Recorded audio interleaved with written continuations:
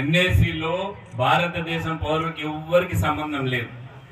అస్సాంలో ఏమైందంటే పాకిస్తాన్ నుంచి బంగ్లాదేశ్ నుంచి వచ్చిన వాళ్ళు అక్కడ స్థానికులకు ఉద్యోగాలు రాకన్నా, స్థానికులు అవకాశాలు లేకన్నా వాళ్ళు ఉద్యోగాలు తీసుకునేది మొదలు పెట్టారు.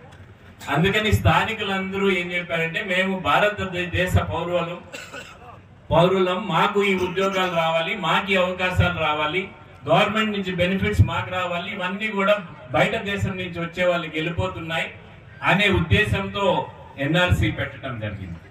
దీంట్లో కూడా హిందువులు ఉన్నారు, ముస్లింలు ఉన్నారు. మీకు తెలియకపోవచ్చు, మనకు ఆదిలాబాద్ లో బంగ్లాదేశ్ పాకిస్తాన్ యుద్ధం అప్పుడు 30,000 కుటుంబాలు బంగ్లాదేశ్ వాళ్ళు వచ్చి ఇక్కడ మనం ఇండ్లు కట్టించాం, వాళ్ళకి రేషన్ కార్డులు ఇచ్చినాం, అన్ని కూడా వాళ్ళకి ఇవ్వటం జరిగింది. అదే విధంగా అస్సాంలో, బెంగాల్లో ఈ ప్రాబ్లం ఉంది.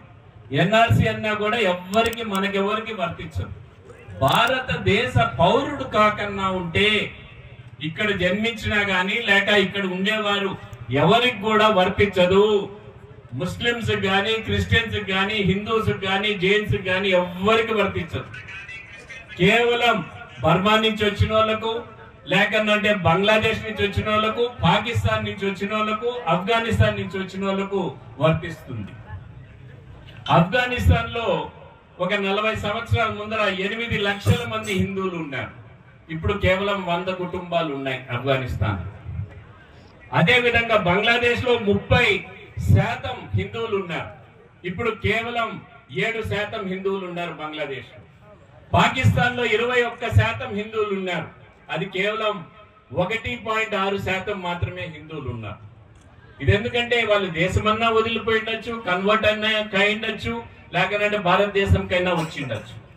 అందుకని ఇది ఆ రోజు దేశం వచ్చిండేది మనకు ఇస్లామిక్ రాష్ట్రంగా అయింది కాబట్టి, ముస్లింస్ కి అక్కడ అన్యాయం జరగదు కాబట్టి వారు అప్లై చేసుకొని రావాలనే సిఏఏ గాని, ఎన్ఏసీ గాని ఇది స్పష్టంగా తెలియజేయటం జరిగింది.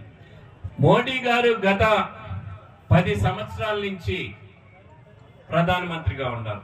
12 సంవత్సరాలు గుజరాత్ ముఖ్యమంత్రి, 22 సంవత్సరాలు ప్రజా జీవితంలో అధికారంలో ఉండి ఒక్క అవినీతి ఆరోపణ కూడా మోడీ గారి పైన ఎక్కడా రాలేదు. అటువంటి నాయకుడు ఈ భారతదేశానికి ఎంత అవసరమో ఒక్కసారి ఆలోచన చేసుకోండి. 10 సంవత్సరాల్లో ఒక్క రోజు సెలవు తీసుకున్న రోజు లేని నాయకుడు, శ్రమజీవి, మన కోసం, పేదవారి కోసం కష్టపడి పనిచేసే వ్యక్తి మోడీ గారు.